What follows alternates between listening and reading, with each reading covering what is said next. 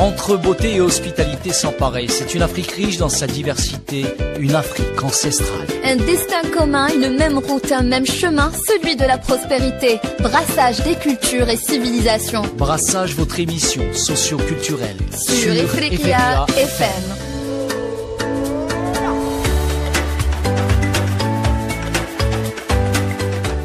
Chers auditeurs et auditrices de Radio Ifriqiya FM, bienvenue dans Brassage, votre rendez-vous socio-culturel hebdomadaire.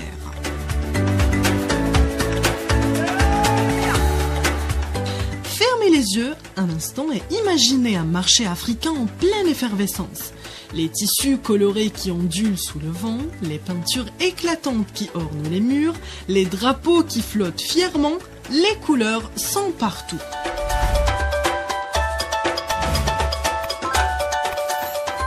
Mais avez-vous déjà pris le temps de vous demander ce qu'elles racontent? Pourquoi en Afrique certaines couleurs sont-elles synonymes de puissance, de spiritualité ou encore de deuil? Comment leur symbolique varie-t-elle d'un pays à l'autre? Et surtout, comment ces couleurs continuent-elles de façonner nos identités culturelles aujourd'hui?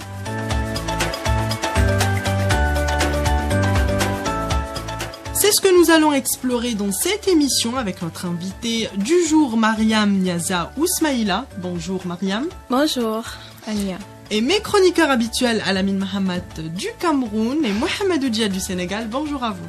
Bonjour à toi Rania et bonjour aux auditeurs. Bonjour chers auditeurs. Inakoana Afrika. Alors, avant de plonger dans le vif du sujet, une petite question pour vous et pour nos auditeurs d'ailleurs. Si vous deviez choisir une couleur pour représenter votre personnalité, ce serait laquelle? Jaune. Jaune. Moi, jaune, ouais. Alamine? Les goûts et les couleurs ne se discutent pas. Ça, c'est un proverbe de Mohamedou. Je dirais le vert pour moi. Et moi, le bleu. Le bleu. Allez, c'est parti pour 26 minutes hautes en couleurs.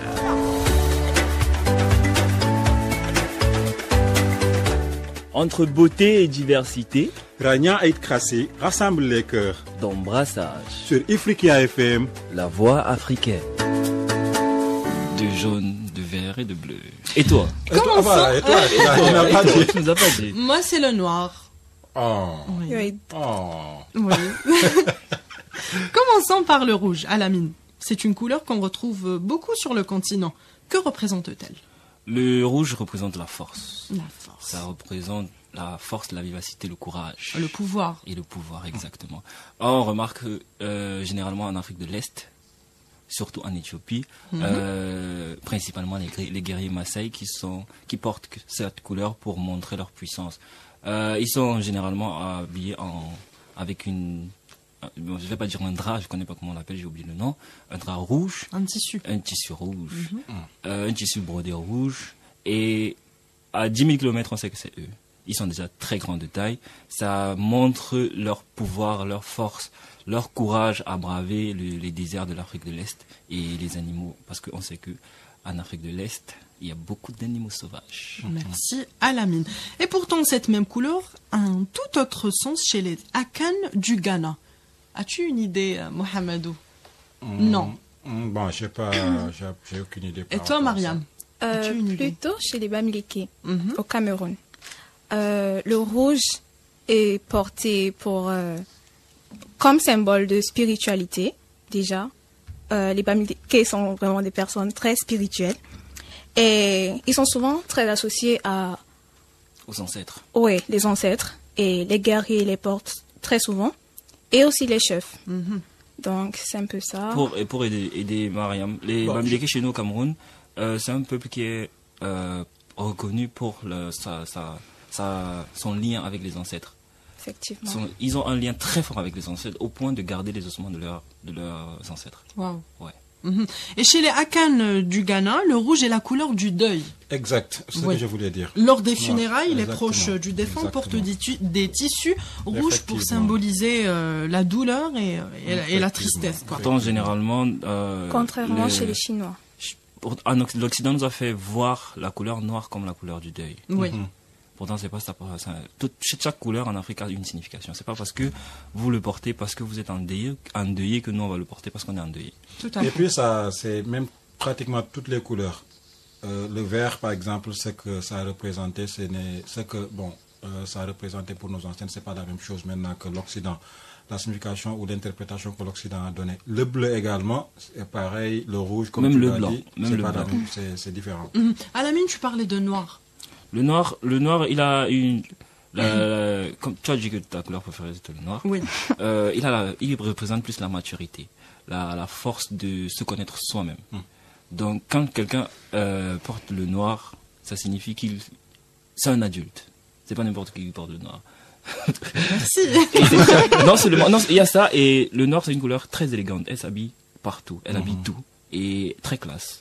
Merci Alamine, je le prends pour un compliment. Et versatile aussi. Ouais, Et on peut le marier avec toutes les autres couleurs. Exactement. Il passe crème avec toutes les couleurs. Oui. Et on voit bien que les significations varient selon les cultures. Et le blanc, Mohamed. Le blanc, d'habitude, c'est associé à la paix. La paix, la pureté. La pureté. Exactement, et la pureté. Là, je pense que c'est quelque chose qui est conventionnel, je pense. Il n'y a pas de différence par rapport à ça. Donc, Il est souvent porté lors des cérémonies religieuses des également. cérémonies religieuses également. Et le blanc également, ça peut symboliser d'autre part la force et le courage. Et la détermination également. Il y a, Par exemple, chez nous, oui, dès que si tu je termines, peux dès que tu poursuivre, termines. par exemple, chez nous, quand par exemple les jeunes passent, quand on les initie, c'est de la circoncision et tout, on porte des kaftanes blancs. Ouais. On porte des kaftanes blancs. Nous, c'est pas les kaftanes, c'est les ou des- pagnes de nos sœurs. Ou kaftan en bleu. Le bleu également, c'est quelque chose, c'est une couleur vraiment représentative en Afrique. C'est quelque chose qui est vraiment importante en Afrique. Pour rejoindre Mohamedou, il y a les Massa, chez nous c'est un peuple du Grand Nord Cameroun. Après la cérémonie d'initiation des jeunes, quand ils sortent, parce qu'il y a une grande cérémonie, ça se fait pendant un festival carrément, et à la sortie de la forêt des jeunes, ils sont habillés en blanc. Ils sont habillés en blanc, ce qui reflète leur entrée dans la vie des grands, quoi. Ce sont plus des jeunes enfants. C'est, malgré que ce soit après la circoncision. Chez nous, la circoncision témoigne de ton trait d'adulte. Donc tu deviens un homme. C'est comme une sorte de renaissance en Oui. quelque également aussi. Et du coup, tu portes le blanc pour signifier que tu n'es plus la même personne. Tu es maintenant un autre guerrier, tu es un autre homme. Tu es devenu un homme. Merci D'accord. Alamine. Et Oui, pour Mariam. ajouter à ça, bon, j'aimerais bien dire que dans certaines cultures camerounaises, dans certains ethniques camerounais, le blanc, lors des funérailles, se porte comment dire, les morts. Le cercueil. Ouais. On les envoie oui, dans oui, les, on on les envoie dans ouais, les ça, draps ça, blancs. c'est dans les Ça, draps blancs. Oui, sur le et drap blanc. certains pensent que c'est pour faciliter la transition vers L'au-delà. voilà, l'au-delà. Et certains ont une autre définition de cela. En Afrique centrale, il y a aussi une dimension de guérison. Chez certaines communautés du Gabon, les guérisseurs traditionnels s'habillent en blanc pour canaliser les énergies spirituelles. Alamine. En fait, C'est la même chose au Cameroun. Non, moi je voulais en parler plutôt au Bénin, je pense, au Bénin, c'est en rouge. Chez eux au Bénin c'est le rouge, pourtant chez les Gabonais c'est le blanc. Mais le blanc c'est vraiment généralement quand on voit le blanc on se dit que c'est la couleur de la propreté. La paix aussi, Oui. ça symbolise la paix. Moi je dirais le côté médicinal de cela c'est que quand on veut soigner quelqu'un, tout doit être désinfecté, tout doit être propre, tout doit être pur. Je pense que c'est pour cela qu'ils portent le blanc, pour Le blanc. signifier leur aptitude, leur pureté de pouvoir te traiter. Pourtant, au Bénin, par exemple, au Bénin, c'est le rouge qu'ils portent. Les tradis praticiens, ils portent le rouge. Les marabouts, ils portent le rouge. Ta têture et ta splendeur, cette noirceur bouffon d'étoiles, ta présence à chaque fois nous prédit un jour nouveau. Couleur d'Afrique, laisse-moi percer un peu de ton secret. Pour espérer t'y voir un peu plus près et démentir les péchés d'une couleur de malentendu.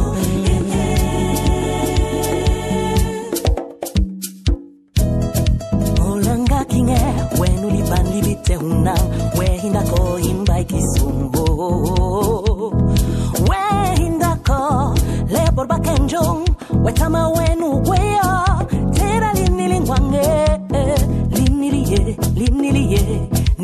ni masemo Gonda Africa gole Couleur d'Afrique laisse-moi percer un peu de ton secret pour espérer d'y voir un peu plus clair et mentir et préjuger d'une couleur de malentendu. Ton jour viendra. L'Afrique n'est pas maudite comme il paraît. Le noir n'est pas maudit comme il paraît. Africa tabengo kini homo. Indo tabengo kini homo.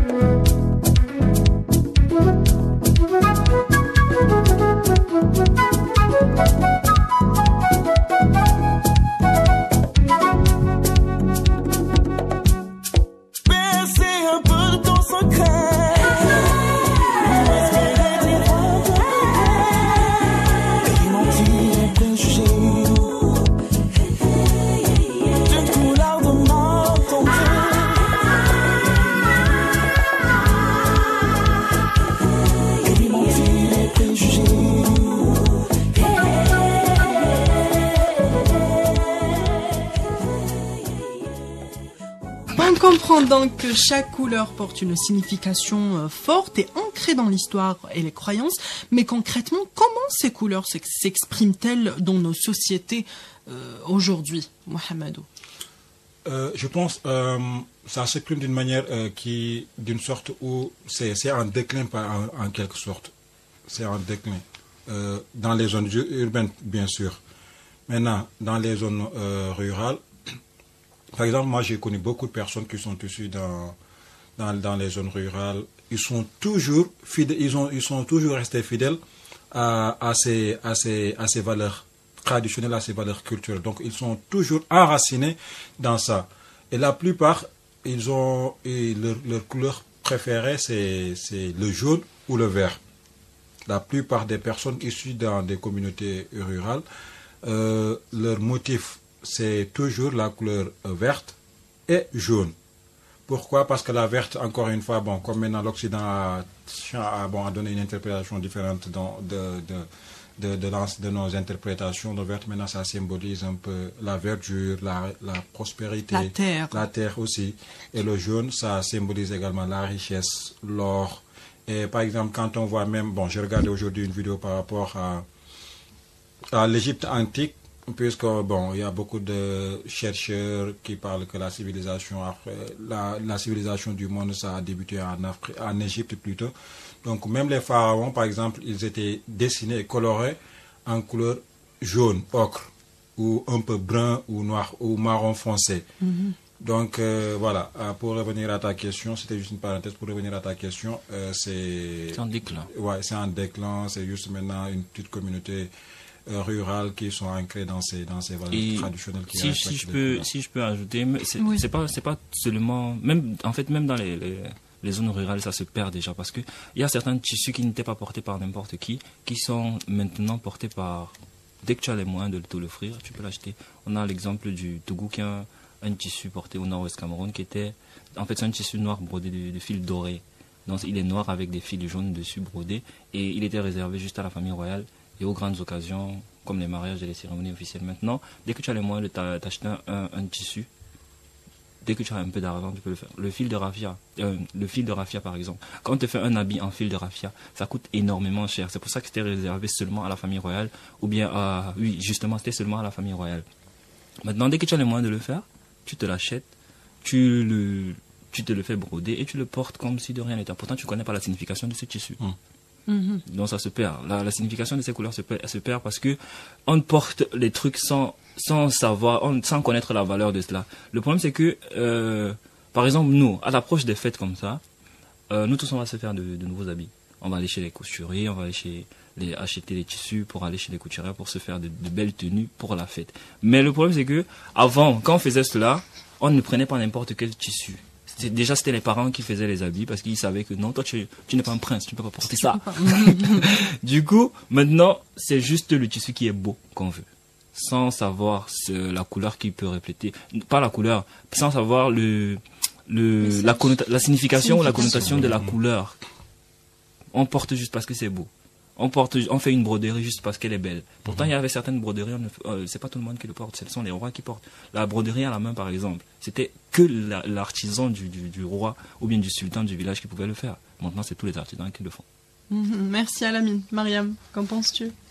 Je suis de même avis qu'Alamine. Oui. Merci Mariam. La mode africaine est l'un des domaines où les couleurs sont omniprésentes. Mohamedou, comment ces couleurs sont-elles utilisées dans les tissus traditionnels? Bon, je dirais que c'est toujours respecter, dans cette logique de respecter les valeurs traditionnelles. Par exemple, Alamine l'a dit, bon, il y a par exemple maintenant beaucoup de personnes. Au début, c'était symbolique. C'était pas donné à n'importe qui de porter certaines couleurs ou de porter certains motifs. Mais maintenant, bon, ça a changé. Et ça a changé en raison, peut-être pour ne pas aussi distinguer les classes. Parce qu'au début, le fait de dire que la personne ne porte pas ça, que cette communauté ne doit pas porter ça, moi je trouve que c'était une discrimination en quelque sorte. Puisque c'est en quelque sorte, si par exemple moi j'ai pas la possibilité de porter le raffia, même si j'en ai la capacité de le faire, puisque je ne suis pas issu d'une famille royale, donc on est en train de me discriminer. Mais maintenant, si les personnes ont la possibilité de porter ça, je pense que c'est une très bonne chose. Et les couleurs également sont bien choisies de nos jours. Moi je trouve que c'est toujours bien choisi. Désolé, mais moi je suis pas d'accord. On peut laisser continuer. Non, on peut pas le laisser continuer. Non, mais sincèrement, moi c'est mon point de vue. Oui, donc Mohamed. Je continue pour ça. Les goûts et les couleurs, c'est Oui, Mohamed. Et par exemple, de nos jours, moi je trouve que les couleurs sont toujours choisies, par exemple. Chez moi, par exemple, et dans la plupart, c'est les parents qui partent acheter les tissus pour coudre, que l'on doit coudre pendant le Ramadan. Après, juste là, que cela soit Eid al-Adha ou Eid al-Fitr. Et maintenant, bon, le modèle qu'on veut, là, c'est à nous de dire de tailleur, moi je veux ce modèle. Mais le tissu, c'est nos parents qui achètent ça, puisqu'ils savent vraiment, ils sont ancrés dans des traditions et ils ne peuvent pas se permettre d'acheter certaines couleurs. Je ne sais pas si je me fais comprendre. Par exemple, je vais revenir sur la couleur bleue. Ouais. La couleur bleue, par exemple, quand on parle au Sénégal, par exemple, beaucoup d'hommes qui ont une notoriété, si ce n'est pas la couleur bleue, c'est la couleur blanche. Tu ne vas jamais les voir porter un tissu de couleur noire ou vert ou violette ou du genre. C'est juste le bleu ou le blanc.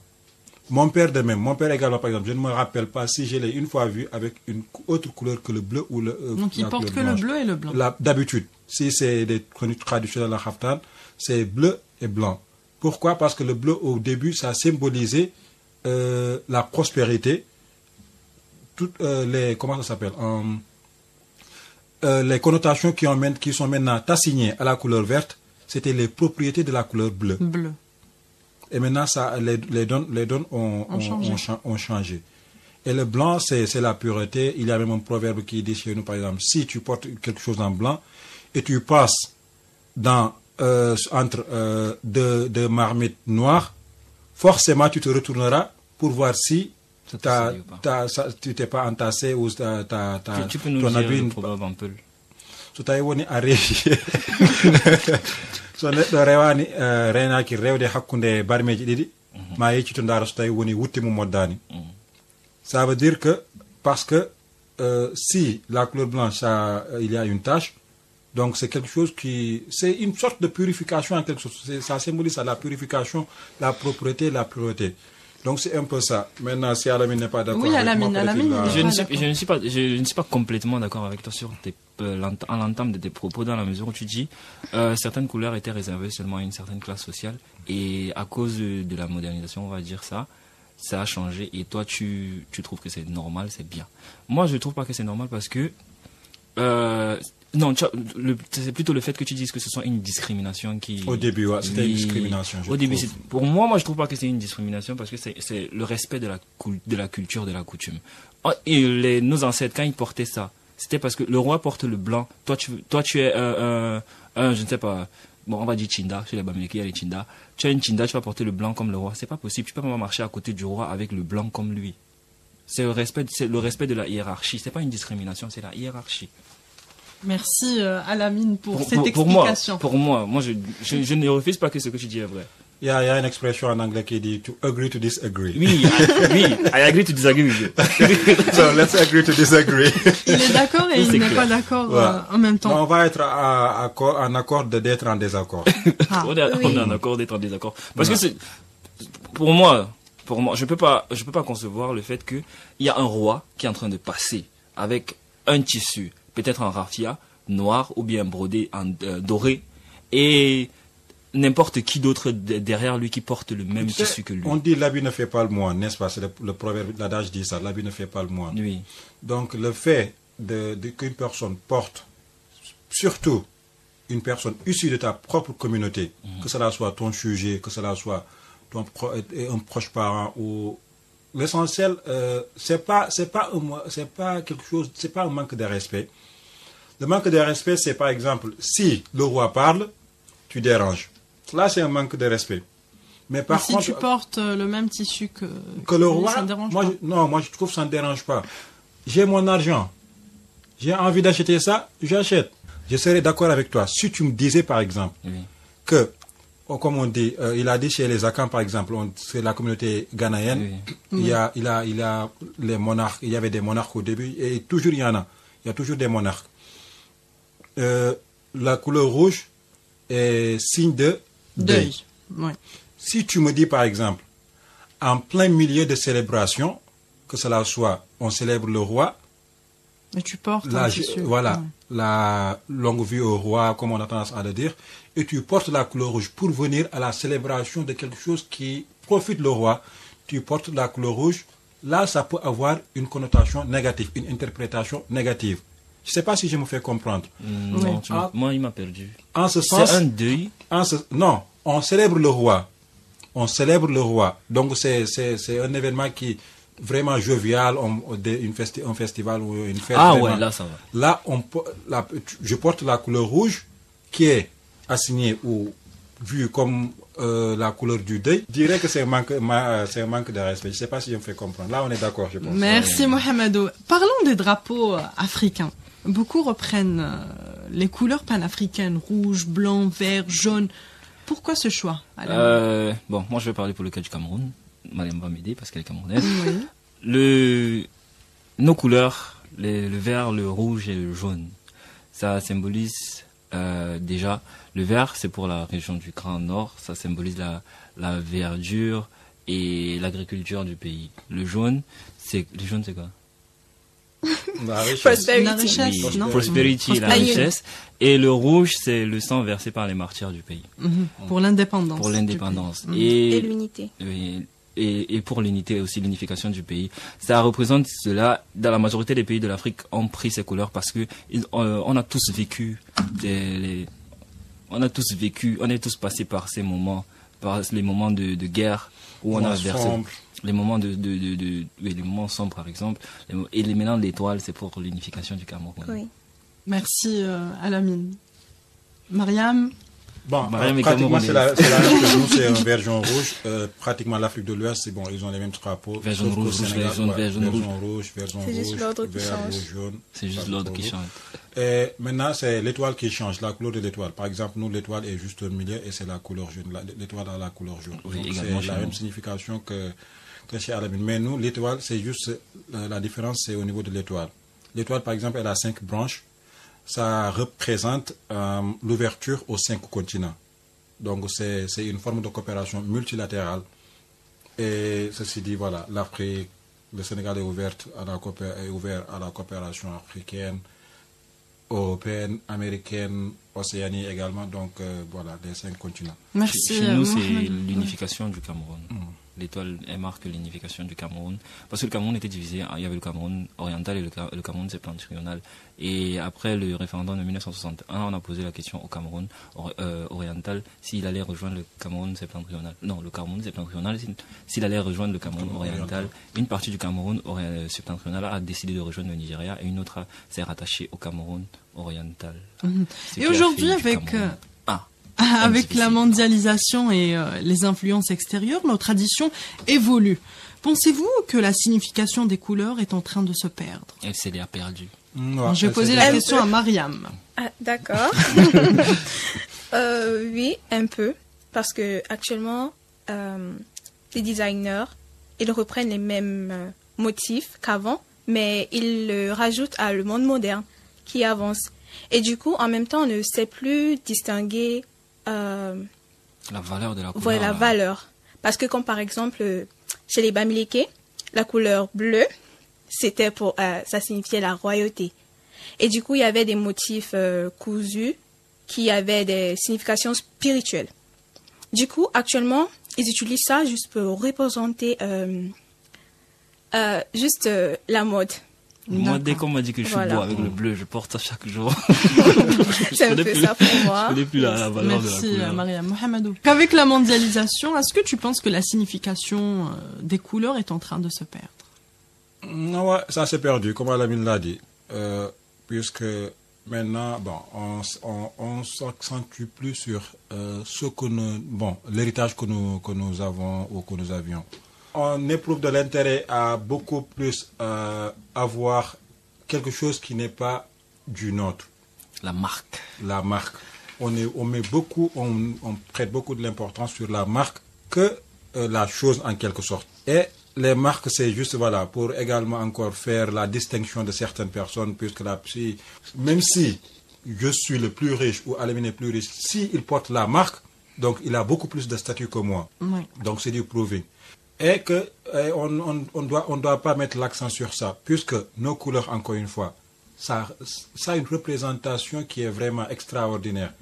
Et chaque couleur symbolise une chose.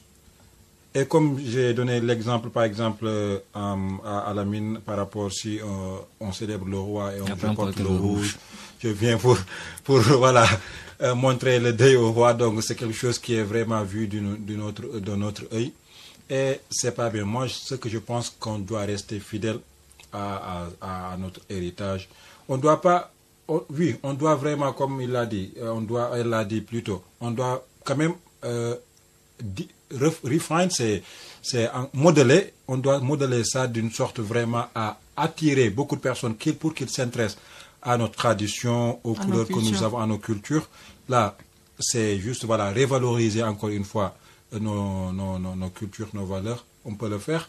Mais le fait de délaisser et passer à autre chose, là, moi, je pense que c'est pas bien. Merci, la mondialisation, mais vraiment, voilà, on a joué un rôle vraiment négatif sur ça. Alamine. Moi, je les rejoins également parce que nous, les jeunes, actuellement, on se focalise plus sur notre paraître. C'est notre apparence avant tout. On va acheter ce qui est beau sur nous et non ce qui signifie quelque chose sur nous. On va acheter ce qui a de la valeur sans connaître les connotations que les couleurs là peuvent représenter. Par exemple, en islam, c'est pas bien pour les hommes de porter des trucs en or. Mais de nos jours, il y a des jeunes garçons qui portent de l'or partout. Ils ne connaissent même pas que c'est pas bien. Oui. Merci, ça se perd. Merci Alamine. Un dernier mot, Mariam. Non, c'est tout pour moi. Mohamedou. Je vais parler pour moi et parler pour Mariam. tu prends les deux, tu cumules. Je suis à la limite, donc je vais parler 2 minutes. Moi, je vais dire juste un conseil. Il va falloir qu'on valorise et revalorise encore notre tradition.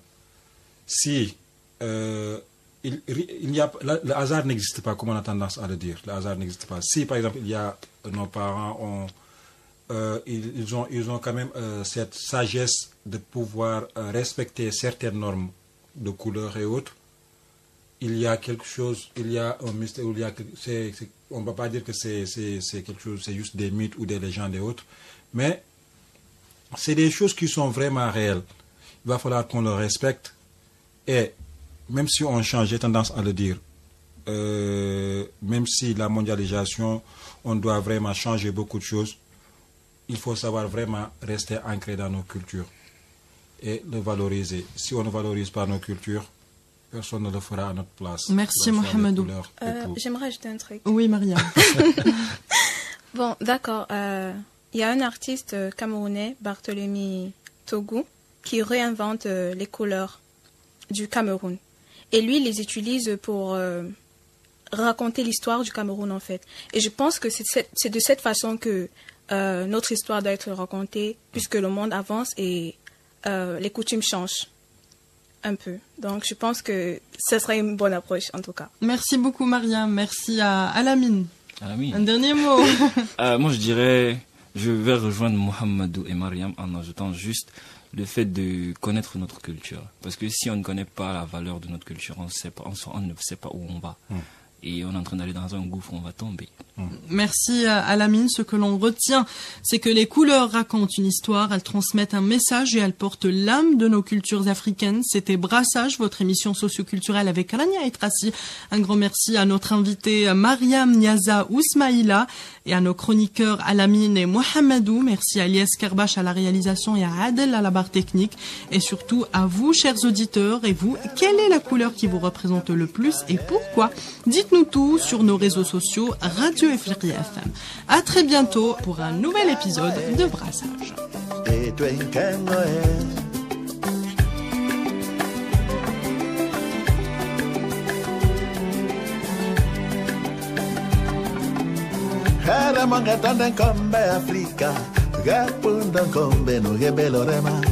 qui disent comme ça, le soleil est roi dans la couleur de la gaieté de l'unité. La couleur de l'Afrique de ma chanson, la couleur de l'Afrique de ma chanson, c'est l'amour, l'amour, l'amour. Et moi, j'aime l'Afrique de ma chanson n'a pas de frontières, l'Afrique est sans frontières, du côté de l'amour.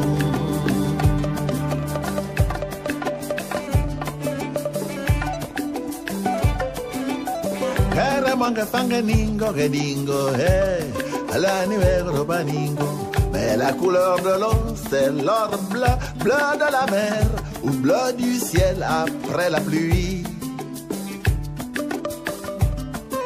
La couleur de l'Afrique de ma chanson, la couleur de l'Afrique de ma chanson, c'est l'amour, l'amour, l'amour.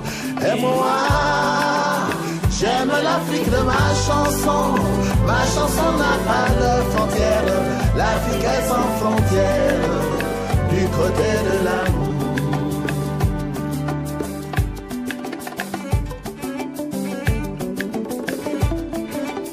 Carrément en Afrique des oiseaux, crayon de couleurs qui colorent le ciel, l'oiseau emporte sous ses ailes nos rêves d'aujourd'hui pour mieux vivre demain, libérés. La couleur de l'Afrique de ma chanson, la couleur de l'Afrique de ma chanson, c'est l'amour, l'amour, l'amour. Et moi, j'aime l'Afrique de ma chanson n'a pas de frontières, l'Afrique est sans frontières, du côté de l'amour.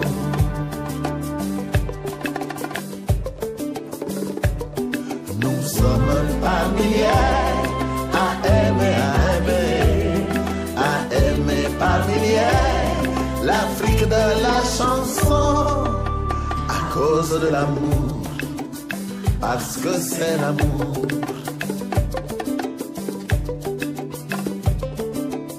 Carrément guettant d'Afrique des chansons, l'Afrique c'est ma chanson.